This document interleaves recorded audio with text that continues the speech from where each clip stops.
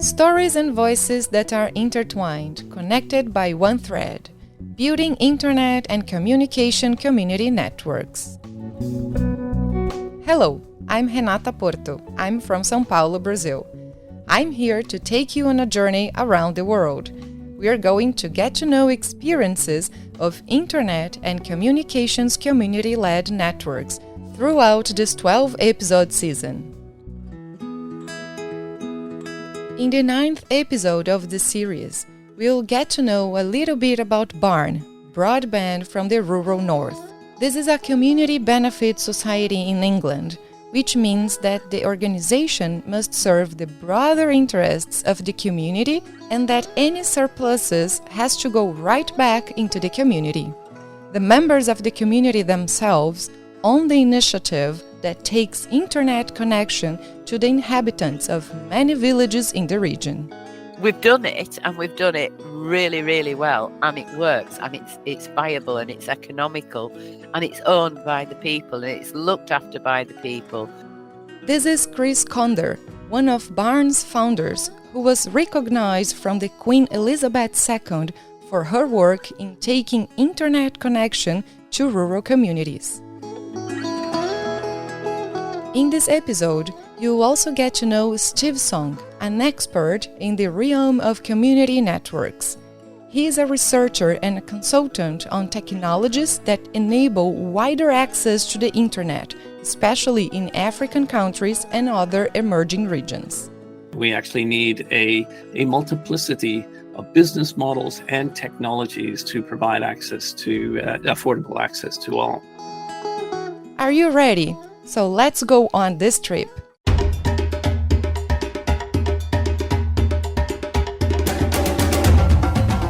Routing for Communities, an audio journey tracing community connectivity around the world.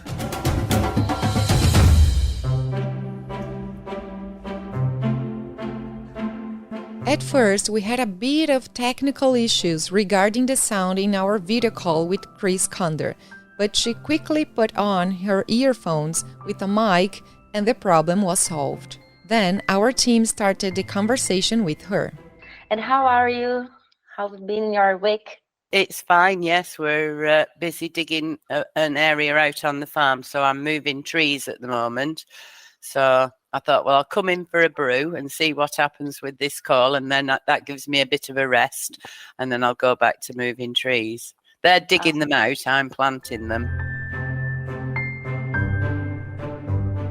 As you may have already noticed, Chris lives on a farm. It is located in northern England in a small village called Ray. It is part of the civil parish of Ray with Button in the city of Lancaster district in Lancashire County. Ray's local population does not reach even 500. Half of them are over 50 and almost everyone is white. Wikipedia has this to say about Ray. The village has a general store with a post office. The village also has a pub, the George and Dragon, a tea room, Bridge House Farm Tea Rooms, and the Bridge House Bistro. The Wikipedia entry also contains the following sentence: Ray has a wireless broadband network.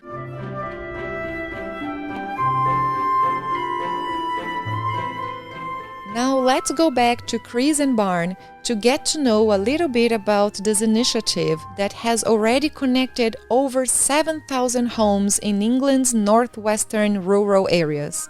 The initiative, besides counting on the work of volunteers who contribute with local infrastructure, employs some 80 people in the region to run the network on a daily basis. Hi, my name's Chris Conder. I'm 69 years old at the moment. I've been involved with trying to get internet connectivity to my community since I was 40. So I've been doing this for 29 years. We got more active in the year 2000 because so many other people and villages were getting broadband and our dial-up was awful. And it's a very long story, but we started in about 2000 getting serious. In 2003, we got involved with a local university, Lancaster University, with Network Research Special Projects Unit, and we sort of stalked them and nagged them until eventually they helped us build a research project in our village. I lived on a farm above the village of Ray, so I'm a farmer's wife.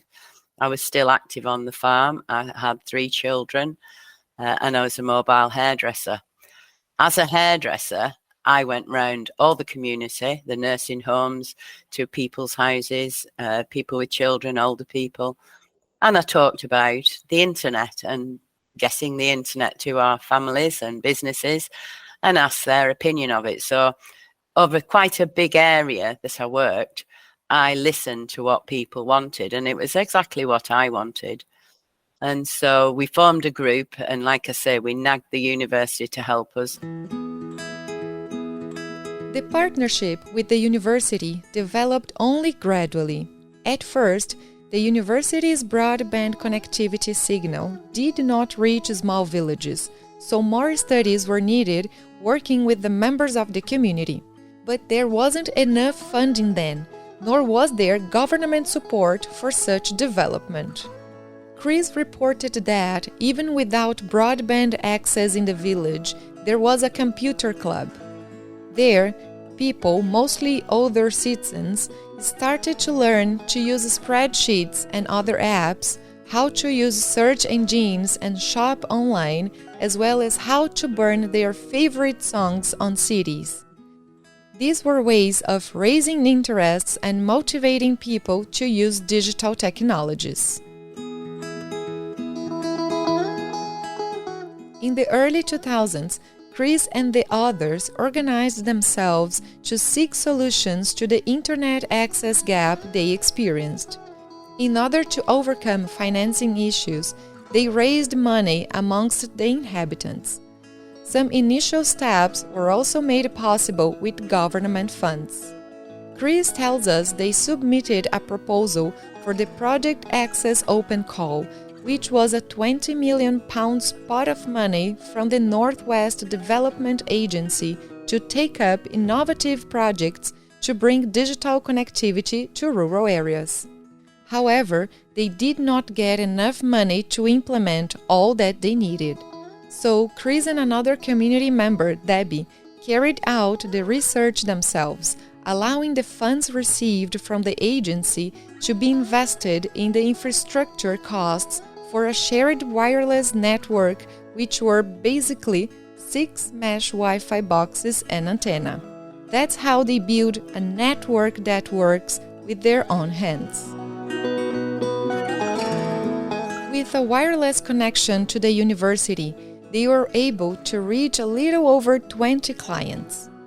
But as soon as YouTube and iPlayer, a streaming service linked to BBC, began to grow in popularity in the community, the network was no longer able to cope with demand. If someone decided to download something, they overloaded the network, which left the others unable to connect. That happened around 2005. A few years later, the seeds of a new initiative were planted. People from 8 villages in the region gathered around a funding management committee. Each of those people brought different skills to the pot. So one was an accountant, one was an engineer, one was a doctor. There was all different mindset of people on the management committee.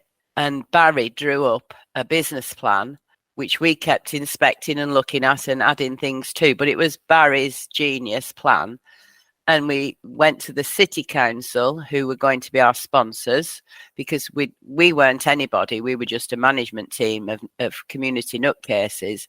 So the project would be fronted by the city council, who were fully supportive of getting the internet to 8 of their parishes at no cost to themselves, because this was a grant. And so £750,000, according to our plans, would have built a backbone.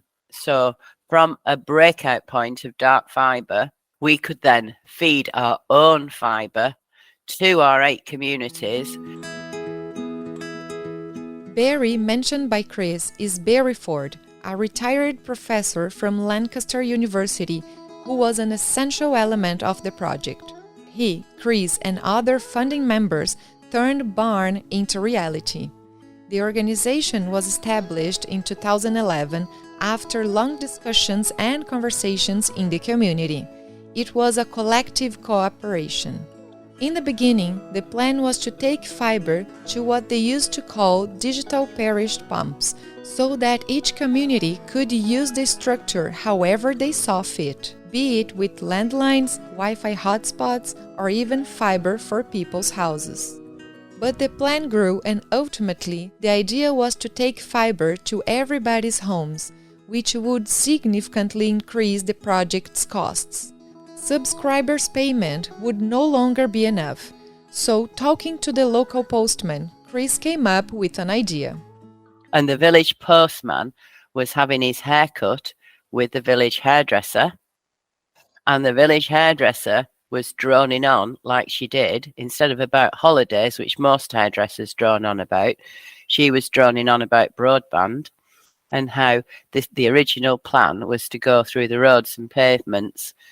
And this postman, who drove all over those 8 parishes, just like the hairdresser, said, well, if you're going from Cuomo to Ray, for example, which was my village, Cuomo was the breakout point, and you're thinking of going through Lancaster and through Caton and through all the roads, which will take forever, why don't you just go over the fells? And you just skip over the fells through the easy peat, dig through that, and you're in Ray in a jiffy. And it's not going to cost you very much because the farmers will dig it for you, because the farmers on the fells are desperate for a good connection, and do it that way. So that was the actual seed that started the theory that, yes, we can do it ourselves. Thus, many volunteers were recruited amongst the neighbors, which not only lowered their costs, but involved the community even more. They negotiated licenses for free access through their lands and shared resources such as shovels, excavators, drills, and other equipments. The first village to be connected was Cranmore in 2012, and in Conder's village, Ray, almost 20 kilometers away, Broadband became a reality in 2014. A few hours after our video call, Chris sent us a 3-minute video produced by herself in order to tell the story of the excavation process to install fiber in her land. At 9 o'clock in the morning, I decided I was going to lay some fibre, so I got on the phone. I got hold of FibreStream, who brought the fibre in the car. They had to cut the side off to get it in. 12-core single-mode fibre. I rang Lucid, who are the lighting team, and I rang the digger men. By 3 o'clock, the team was complete, and we set off on our fibre dig. This is the mow plough in action, as you can see. The biggest mess it's making is flattening the grass, which my husband wants. Another interesting element worth mentioning about Barnes' long history is their relationship with government and public policies. Chris is very critical of the support provided by the United Kingdom's government and administration to local communities. In Barnes' case, for instance, it took many years until initiatives and resources finally arrived. The system that has worked is that of vouchers.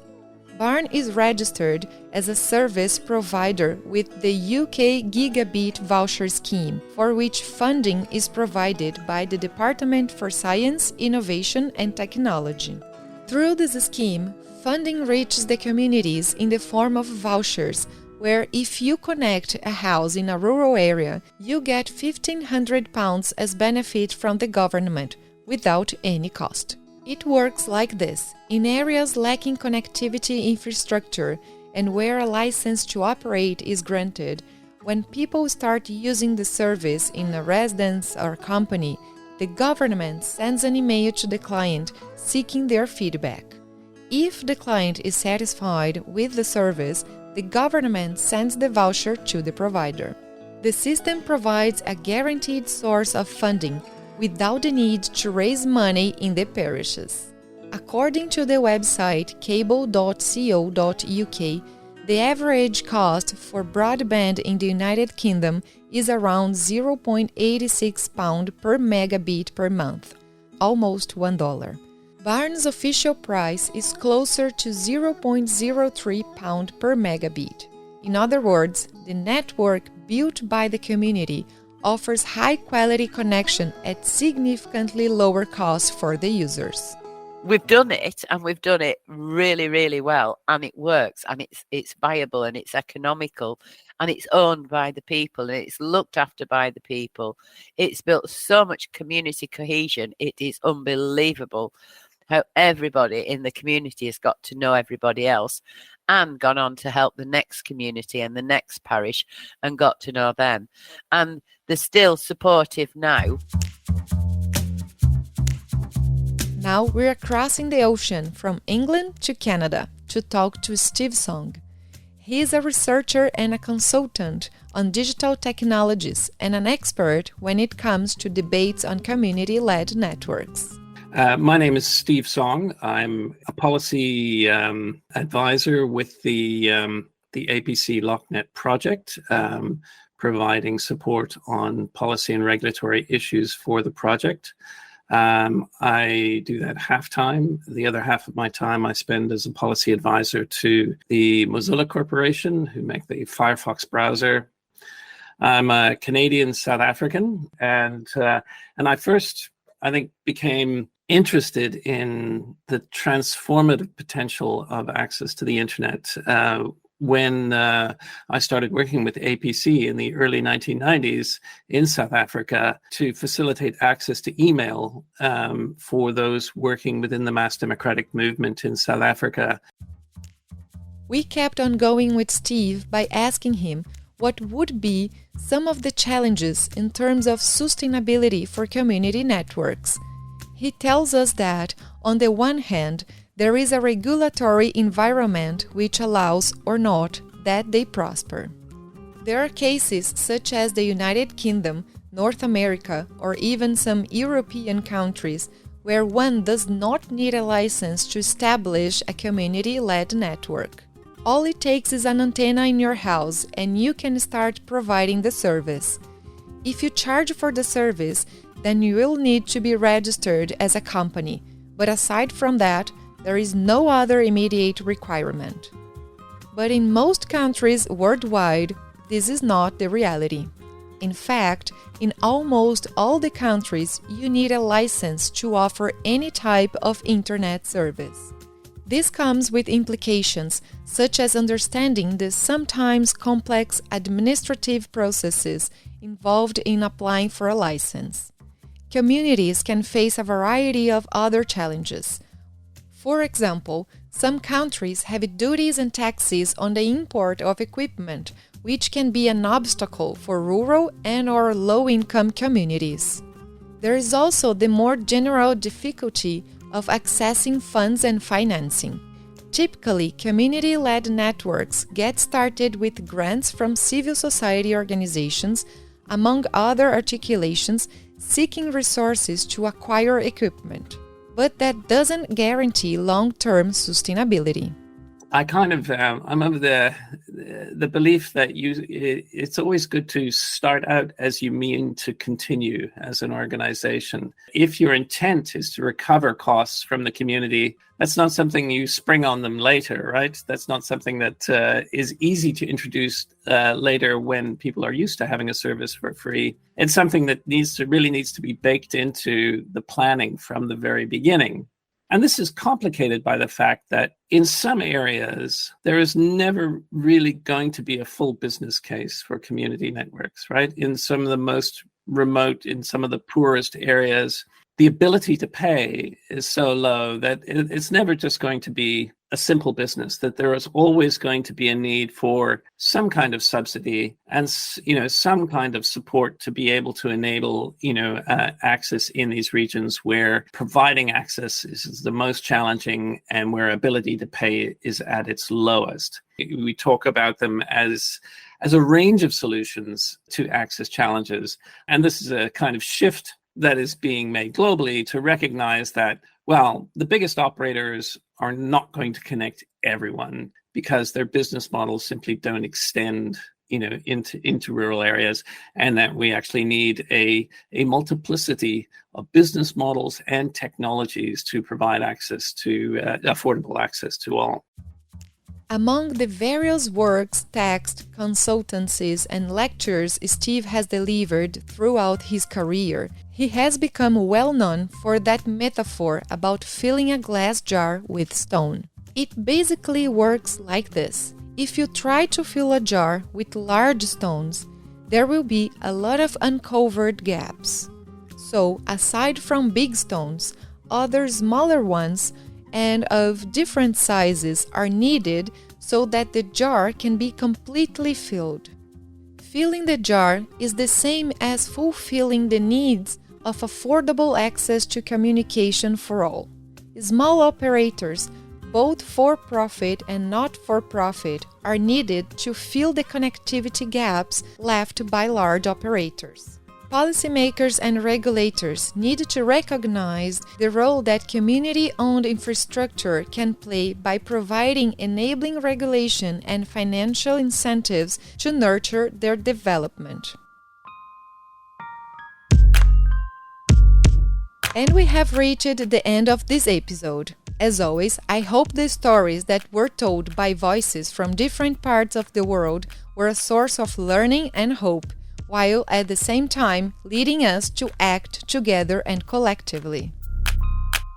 If you'd like to know more about BARN and its work in Northern England, as well as research and other discussions by Steve Song, look up the website we have left in this episode's description. If you've liked this podcast, please help us to share these voices. Recommend this podcast to those you know will appreciate it as well. You can follow the season on the main podcast platforms or on APC's website, routingforcommunities.apc.org. We'll meet again soon with new experiences and stories from community-led networks that are also connected to our lives.